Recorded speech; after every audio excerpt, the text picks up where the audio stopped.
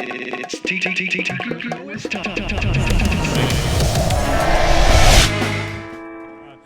One of our sponsors, Don Q Rum, is here to welcome Agent Orange, our Friday night headliner. Yeah! And I first came to hear these guys around 1980, 81 on Rodney on the Rock, and they were kind of big rock stars. By the time I actually first got to see them, they were bigger than Black Flag. We were medium-sized rock stars at the time. He's lying. They were. Yeah, I grew up in the area, so I got to see the band early on. It was great. Yeah.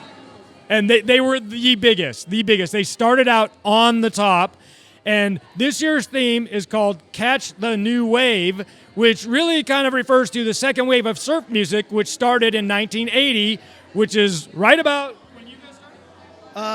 Yes. And so I believe your second record is called Bitchin' Summer. Is that true? That's correct. Well, actually, it was the same session, but it was broken up into two releases, the LP, and then the extra tracks were broken up into the Bitchin' Summer EP. But kind of probably a week later.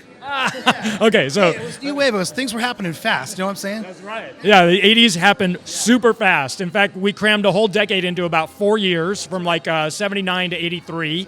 And It's true. And yeah. The good old days. Right? Yeah. Is it the same for you? Yeah. So tell us a few tidbits about how you came to either separate Bitchin' Summer or record Bitchin' Summer in the first place, and how your audience at the time reacted to these pretty straightforward kind of 60s surf tunes. Well, the surf tune thing was kind of a trick because being a trio, it's a little difficult to put a lot of energy into a performance when you're stuck behind a microphone all night long. So as a guitar player, I grew up. My brother was worked at the Fender factory, and my cousin was in a surf band in the 60s called the Original Safaris. So it's kind of a roots thing, and it gave me an opportunity to get away from the microphone, jump around, have some fun. And so you've also taken that one step further and actually had a surf band after or simultaneous to Agent Orange, right? Well, yeah, it started a little further down the road, and it was actually a situation where there was a club. There was a string of them started in Santa Barbara, then Los Angeles. There's a few there. Great place I used to hang out all the time. That's correct, sir. And, it was inappropriate for a punk rock band like Agent Orange to play Toast Tavern. We played, there was a riot, people died. That's what happens at those punk rock shows. We formed a side project called the surf band called the Dioras, and did that. We still we're really busy doing Agent Orange, but it's always, a possibility. So that's the past. Let's talk about the present. Agent Orange is still playing headlining shows today. So what are some of your big shows either coming up or in the recent past that were really awesome? We're playing Crash Fest up in Oakland just before we start a 5-week late summer U.S. fall tour. So we'll start up at Crash Fest, and then we go through Tucson, all of Texas, down through New Orleans, Florida, up through New York City, and then back. So doing a big Southern tour. Oh, Southern, I yeah. never have those dates, so thank you. Now you know. Yeah. I'll mark it on my calendar. What's the biggest show you played in America? You guys have played some biggies. Have to be a festival, right? It's Not Dead Fest, maybe?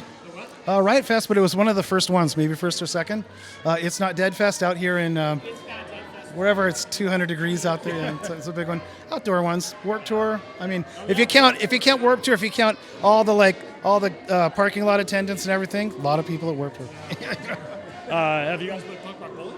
Yeah, but we only play club dates. Yeah. So punk rock bowling, only club dates, not the main stage where it's like this big honkin' rock and roll show. yeah, not yet, but hopefully we'll play the main stage here one day. So that'd be awesome.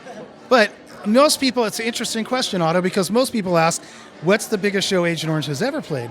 Isn't that an interesting question? It is. I have no idea. And the answer for that, Otto, is Rio de Janeiro, free concert on the beach. Do you know what that means? When you announce it on the radio that there's a free concert on the beach in Rio, guess who shows up? Everybody on the entire island or area. So crazy right on the beach thing. Brazil's crazy, man. So easily 100,000 people. In Rio, Tiki Bossa Nova, Otto. I think he's ready for it. This guy Yeah, we haven't done that theme yet, so that's cool. We could just hop on down to Rio de Janeiro. girl from Ipanema. We're getting things done here. Do you want to comment about costumes, dressing up, getting in style, wearing Vans tennis shoes, anything like that? You mean tonight? Well, Sandy is clearly ready to I go. overdressed. And Perry, I too. feel like I'm overdressed. And myself, I'm trying to see what I can do to fit into Simon Le Bon's suit. Nice. You got that? If that doesn't work out, I'm going power pop new wave. So, I don't know. And I wore my white Levi's, my white surfer Levi's, and my vintage Rick James surfboards from San Clemente shirt. Now, here's a question. Are spikes more punk rock or more new wave? A lot of new wavers wore them to begin with, but then they had to get rid of them because they weren't new wave enough. Yeah. We had this long conversation on the way here about the difference between power pop and new wave. It's a foggy one. Thank you. It is. All right. Something to ponder. They probably had their new wave moments. I'm sure they had some on-stage stances that were new wave. Oh, certainly. If not them, then their followers. Yeah, bring back the pogo. We're going to bring back the pogo tonight, Friday night, 9 p.m. at Tiki Oasis. Catch the new wave 2019. Pogo pit counterclockwise. Go, pogo.